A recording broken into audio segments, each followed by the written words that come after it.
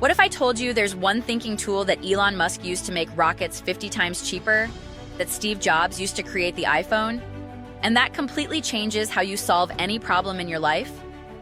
Most people think, I can't start a business, I have no money. But when you use first principles thinking, you realize that assumption is completely false.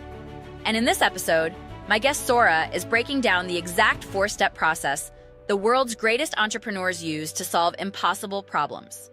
We're talking real examples, real practice problems you can try right now, and a challenge you can complete in the next 48 hours that will literally change how your brain works. So if you've ever felt stuck, limited, or like success isn't possible for you, this episode changes everything. Let's go.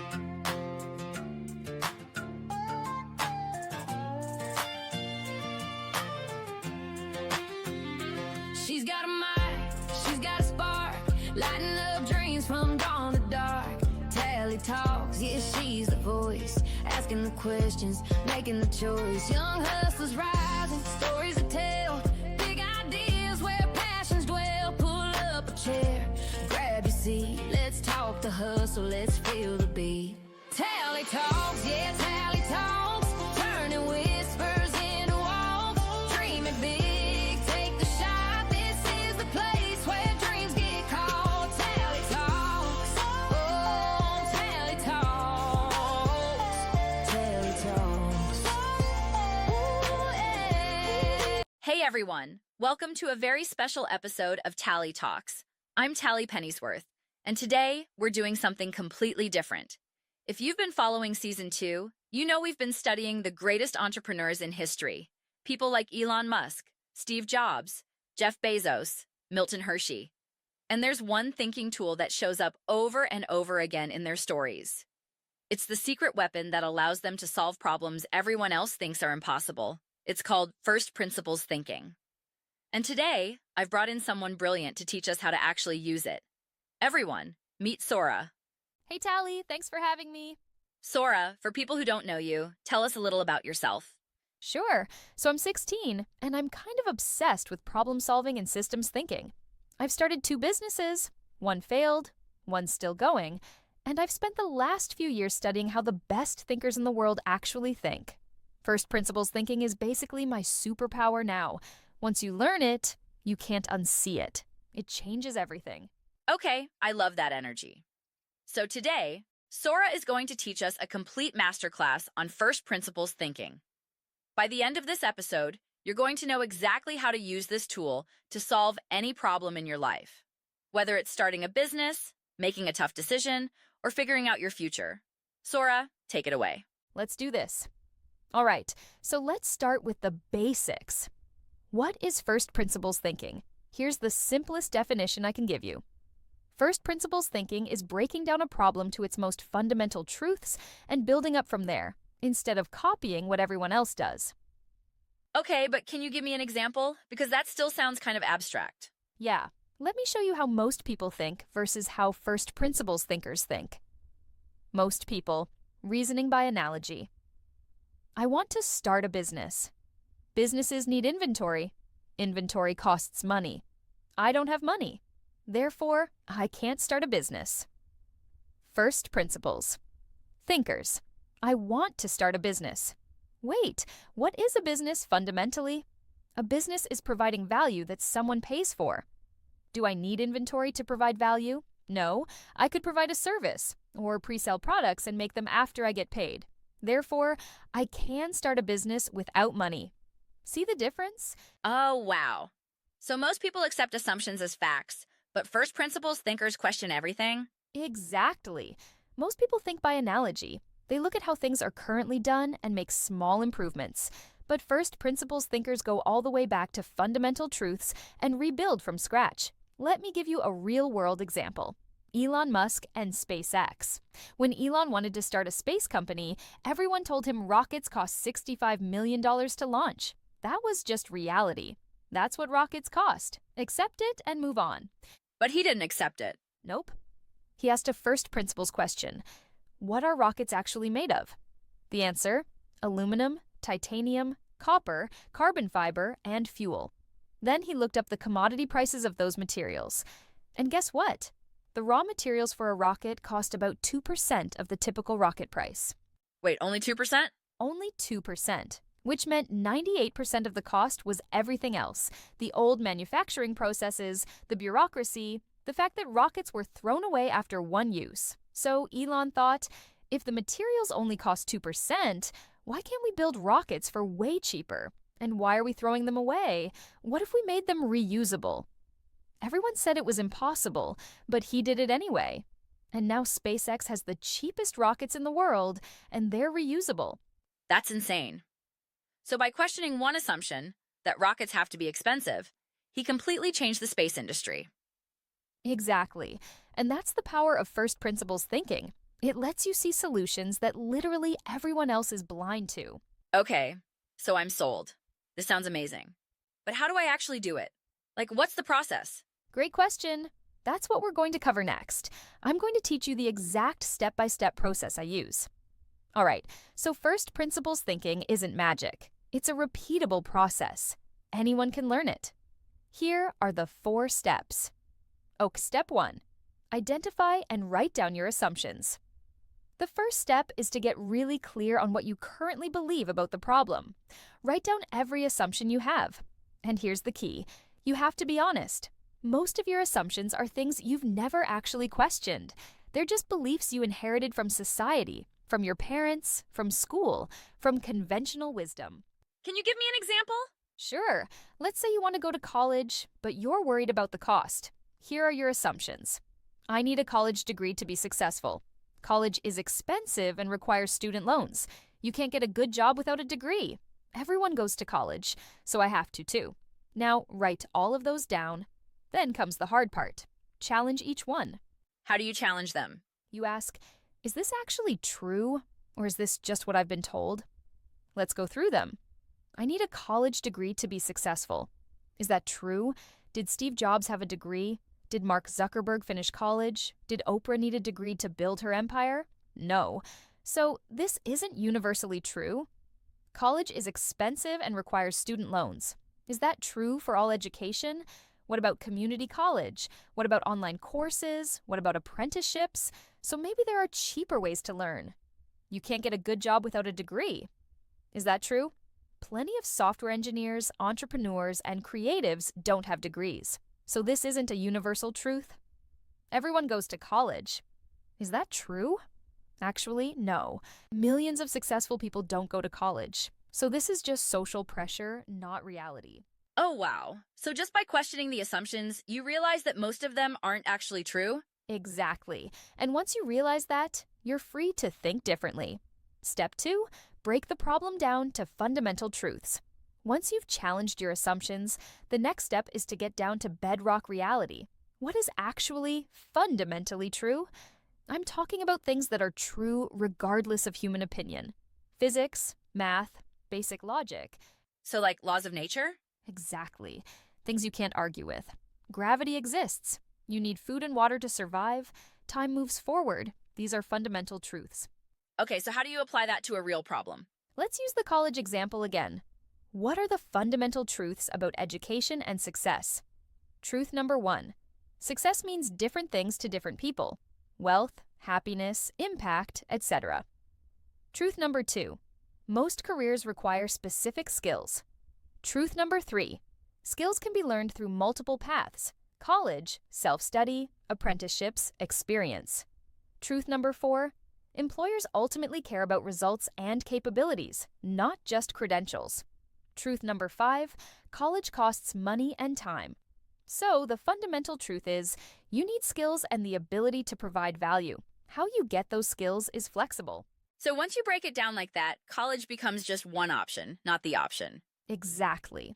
And now you can make an informed decision based on what's actually true, not based on what everyone assumes you should do. Step 3. Reason up from those truths. Now that you know what's fundamentally true, you build your solution from the ground up. You ask, given these fundamental truths, what's the most logical path forward? So in the college example, what would that look like? Let's say your goal is to become a software engineer. Here's how you'd reason up from first principles. Fundamental truth. Software engineers need to know how to code and solve problems. Question, Do I need college to learn coding? Answer: no. Coding can be learned online for free. Free Code Camp, YouTube, documentation. Or through paid boot camps that cost way less than college. Question: will employers hire me without a degree? Answer: some will, some won't. But if I build a portfolio of real projects and contribute to open source, I can prove my skills. Question: what's the fastest, cheapest path to becoming hireable? Answer: spend 6 to 12 months learning intensively. Build 5 to 10 impressive projects, network with developers, apply to companies that care about skills over degrees. So reasoning up from first principles, you'd skip college and do a self-taught or boot camp route. Maybe. It depends on your specific situation, but the point is, you're making the decision based on logic and fundamental truths, not just blindly following what everyone else does. Let me give you another example. Steve Jobs and the iPhone. In 2007, everyone assumed cell phones need physical keyboards because that's how you type. Every phone had buttons: BlackBerry, Nokia, Motorola. That was just how phones worked. But Steve Jobs asked, do phones need physical keyboards? What's the fundamental purpose of a phone? Fundamental truths. A phone is for communication. Phones are becoming computers. Internet, apps, media, screen space need functionality. Physical keyboards take up space. Reasoning up from first principles. If the phone is becoming a computer, we need more screen. If we want more screen, the keyboard has to go. If the keyboard goes, we need a touch screen. A touch screen can display any keyboard for any app. Result: the iPhone. No physical keyboard, all touch screen. Everyone said consumers would hate it, but it worked because it was based on fundamental truths about what phones were becoming. That's so cool. So he didn't ask, how can we make a better BlackBerry? He asked, what should a phone fundamentally be? Exactly. Step 4. Test, learn, and iterate. Here's the final step, and it's crucial. First principles thinking gives you a logical starting point, but you still have to test it in the real world. Build a small version of your solution. Try it. See what happens. If it works, great. Keep improving. If it fails, analyze why. What was your hypothesis? What actually happened? What did you learn? Then adjust and try again. So it's not about being perfect the first time? No, it's about being logical the first time, then learning fast. James Dyson made 5,126 prototypes of his vacuum before it worked, but each prototype was based on first principles. Vacuums lose suction because bags clog. What if we use cyclone technology instead? He wasn't guessing randomly. He had a sound hypothesis based on physics. It just took thousands of iterations to get it right. So first principles gives you the direction, but iteration gets you to the destination. Perfect way to put it. All right, let me bring it all together. First, you pause and ask yourself, what do I think is true here? And do I actually know that for sure? That's how you spot your assumptions. Then, you strip the problem down to the basics and focus only on what's really true. Facts, not opinions or guesses. Once you've got those truths, you build back up from them and ask, if this is true, what's the most logical move I can make? And finally, you don't just think, you act. You try it out, pay attention to what happens, learn from it, and make it better the next time. I love how clear that is. Anyone can follow that process. That's the point. This isn't reserved for geniuses. Anyone willing to think critically can do this. Okay, I want to make this really practical.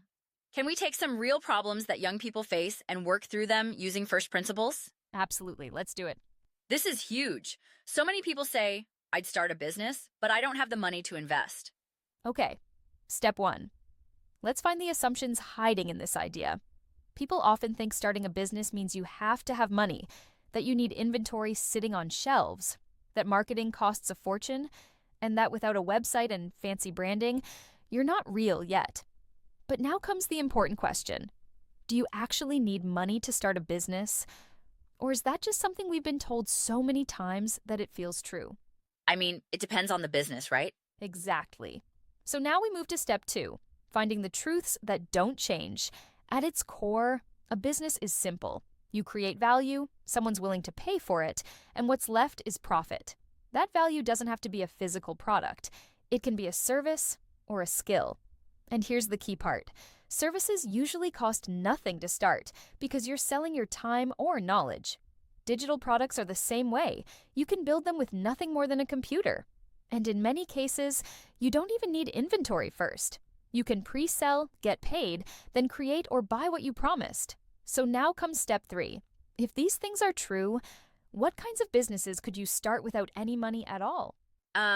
Service businesses like tutoring, dog walking, graphic design. Yes, or digital products, ebooks, online courses, templates, or pre-selling physical products. Take orders first, then use that money to make the products. So the assumption that you need money isn't actually true for most businesses? Exactly. Some businesses do need money, but when you think from first principles, you realize there are hundreds that don't. Zero investment, sometimes not even $1. And that brings us to step 4, testing it in the real world. You choose one service you can offer, find one real person who might need it, and simply offer to help. If they say yes, boom. You didn't just have an idea. You have a real business, started with zero investment. That's kind of amazing. When you strip everything down to first principles, the problem doesn't even fight back. It just disappears. All right, let's tackle another big one I hear all the time. I'm too young. I don't have enough experience. No one's going to take me seriously as an entrepreneur. Whether you're 14 or 16 or even 18, it can feel like your age is the first thing people see before your ideas. Oh, I love this one. Let's start with step 1. What assumptions are hiding here? People assume you have to be an adult to run a business, that no one will trust someone young, that you need years of experience before you're qualified, and that age itself somehow decides who gets taken seriously. But now comes the challenge. Is it actually true that you need to be an adult to run a business, or is that just a story we've been telling ourselves? I mean, there are tons of kid entrepreneurs. Mark Zuckerberg started Facebook at 19. Mosiah Bridges started his bow tie company at 9. Exactly, which means that assumption doesn't hold up. It's false. So let's move to step 2 and lock in the truths that actually matter. At the end of the day, customers care about value, not age. If you solve a real problem, they don't stop to ask how old you are. Trust doesn't come from being older. It comes from delivering results. And history proves it. Plenty of successful entrepreneurs started young. Now step 3, reasoning up from those truths. If customers care about value and you're able to provide value, then your age becomes irrelevant. So the real question isn't, am I old enough? The real question is, can I create something valuable? So instead of worrying about age, just focus on being really good at solving someone's problem. Exactly. If you're 14 and you make incredible custom birthday cakes and someone's kid wants an amazing cake for their party, do you think they care how old you are? Of course not. They care that the cake is fantastic. And that brings us to step 4. Test it. Start providing real value. Put your work out there and let it speak for you. I promise, you'll find customers who don't care about your age at all. They care about results. Last one. I have an idea, but Amazon or Walmart or some other giant already dominates this space. I can't compete. Okay, what assumptions are you making? That big companies can't be beaten. That they have unlimited resources. That small businesses can't compete on price or scale. And that the market is already saturated. Right. Now challenge that. Do big companies always win? Now look at Netflix versus Blockbuster. Exactly. Tesla went up against Ford and GM, Airbnb against Hilton and Marriott. So what are the fundamental truths here? Big companies have resources, but they're slow and bureaucratic. Markets are full of niches. Small companies can move faster, get personal, take creative risks. And customers often prefer personalized service over corporate efficiency. Perfect. Now reason up from that. You don't need to beat Amazon at everything. You just need to win in one specific niche where you have an advantage. Maybe Amazon sells generic hot chocolate for $8, but you sell handcrafted, small batch local flavors for $12. Same product, totally different customer and value. So instead of going head to head, you focus on a segment where you can actually win? Exactly. Big companies chase mass markets. You chase a specific underserved niche. Step 4, test it. Find your niche, build a product they love, then grow from there. I love how every problem starts to feel solvable once you break it down like that. That's the magic of first principles. Okay, so we've practiced the process with real problems, but I'm guessing people still mess it up sometimes? Oh, absolutely. Let me tell you the 3 biggest mistakes and how to avoid them. Mistake number 1, confusing first principles thinking with just being contrarian. Some people hear think differently and assume it means do the opposite of everyone else. No, first principles is about ignoring assumptions, figuring out what's actually true, and acting on that. Sometimes what everyone does is right, sometimes it's not.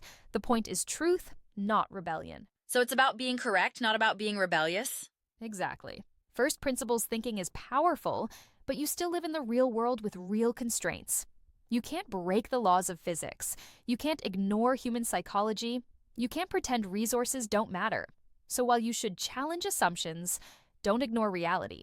Can you give an example? Sure. Someone might say, from first principles, I should build a rocket in my garage because materials are cheap. But in reality, you don't have the technical knowledge, the equipment, the safety permits, or the money. So that's not a practical solution. A better first principles approach would be, what's the most feasible way I can get involved in space technology given my current constraints? So first principles plus realistic constraints equals actual solutions? Yes, this is a big one. Some people get so caught up in analyzing from first principles that they never actually build anything. They spend months thinking, researching, planning, but never testing. So they overthink it? Exactly. First principles thinking should take hours or days, not months. Break down the problem, find the fundamental truths, build a hypothesis, then test it. Action beats perfect theory every time. Remember, James Dyson didn't spend 10 years thinking about vacuum cleaners. He built 5,126 prototypes. He learned by doing.